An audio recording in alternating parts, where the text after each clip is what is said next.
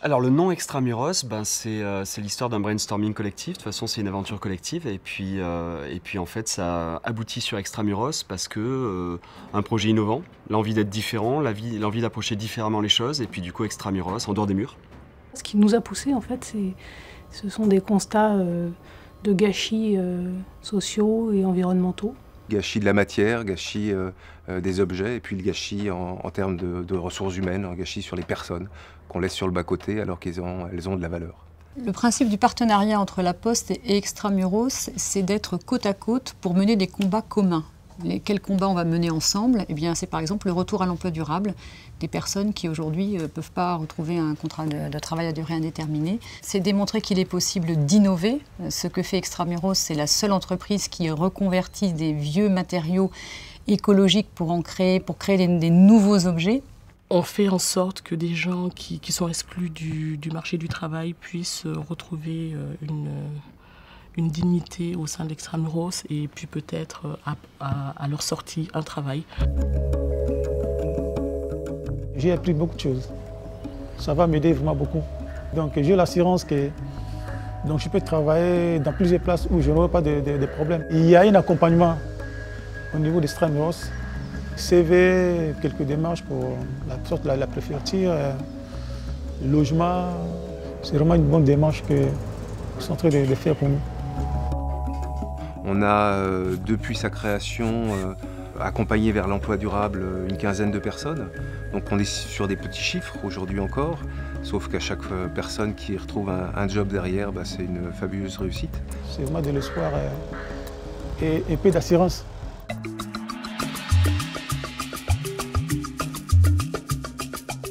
On ne prend pas des objets pour en faire des sculptures, pour en faire des œuvres d'art. En fait, les objets qu'on crée sont toujours utiles. L'idée, c'est qu'on puisse voir l'infinité des choses, en fait. De voir qu'un objet, ça peut redevenir une matière première pour un futur objet. Ce prolongement dans le temps de la vie d'un objet ou de matériaux en les transformant, donc autour de cette notion d'objet infini, ça me touche beaucoup.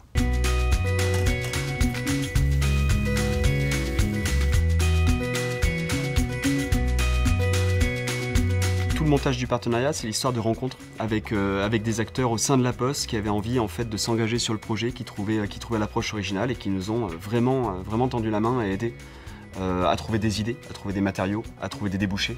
Concrètement, La Poste a apporté de l'argent à Extramuros pour lui permettre de recruter notamment un directeur commercial pour que cette entreprise puisse capter de nouveaux clients. Nous pourrons apporter à Extramuros une puissance de frappe en termes de communication qui donnera de la visibilité aux objets fabriqués par Extramuros, donc certainement pour démultiplier la capacité pour Extramuros de trouver des clients. On a toujours trouvé avec La Poste un partenaire qui nous accompagnait, ne nous écrasait pas malgré sa taille.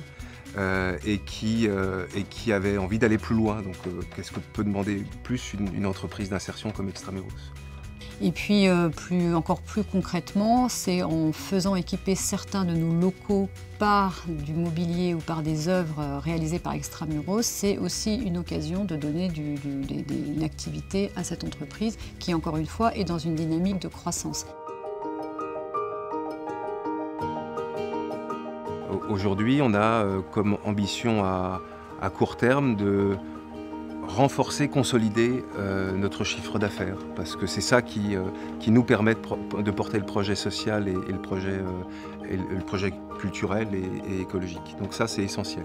Je pense que c'est du militantisme, c'est pour ça que La Poste s'engage, pour démontrer que justement c'est pas utopique. Et des entreprises comme Extramuros sont des entreprises qui démontrent, encore une fois, qu'il est économiquement possible de gagner de l'argent en mettant cette dynamique entrepreneuriale au service d'intentions plus larges. Donc non, c'est pas utopique. L'économie sociale, c'est un des rares secteurs qui se développe aujourd'hui, en chiffre d'affaires, en effectifs, en emploi donc. Donc vu les enjeux de l'emploi en France, ça ne peut pas être une mode quand un secteur crée de l'emploi encore sur le territoire. Donc finalement, c'est une autre façon de se dire il y a un problème de raréfaction des ressources naturelles. Mobilisons-nous pour favoriser le recyclage. Il y a un problème de chômage, mobilisons-nous pour ramener à l'emploi durable des personnes qui en sont exclues. Il y a un problème dans l'économie des territoires. développons la notion d'économie circulaire et de proximité. Et puis, il y a des nouveaux défis, mobilisons-nous pour trouver de nouvelles solutions. Comment je vois Extramuros dans les années qui viennent comme une entreprise artisanale qui a grandi, qui a un meilleur impact social, mais qui reste très familiale avec une trentaine de personnes, quelques métiers d'art, et qui, par son action, par son organisation, va avoir valeur d'exemple. Ça peut être une entreprise qui a trouvé son assise sur des ateliers qui correspondent à son projet, qui a une partie d'ailleurs de ses effectifs en insertion qui termine son parcours, qui continue plutôt, à la Poste, mais aussi dans d'autres entreprises, petites ou moyennes. Le rêve de demain, ce serait peut-être qu'il y ait énormément d'extramuros qui soient reproduits. D'autres initiatives viendront pour démontrer que non seulement c'est possible, mais c'est souhaitable et peut-être demain nécessaire. Alors c'est peut-être pas le modèle dominant aujourd'hui, mais c'est un modèle qui progresse et qui a des réussites. Donc voilà, c'est pas une mode, c'est une opportunité.